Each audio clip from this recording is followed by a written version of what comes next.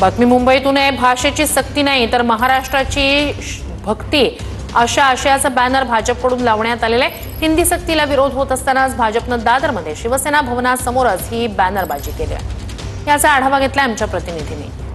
दादरच्या शिवसेना भवन परिसरामध्ये आहे आणि आपण ह्या ठिकाणी बघितलं की भाजपने मनसेला डिवचणारा एक बॅनर लावलाय। ह्या बॅनरवर ही नवे भाषेची सक्ती ही तर महाराष्ट्राची भक्ती, तोडत नाही भाषा जोडते, साऱ्या देशांशी संवाद, महाराष्ट्र देतो साथ, असे आशयाचे बॅनर आपल्याला ह्या ठिकाणी पाहायला मिळतात। ह्या बॅनरवर आपण जर बघितलं पंढरपूर आणि विठुराया आणि दिंडीचं चित्र देखील ह्या ठिकाणी लावण्यात आलं आहे।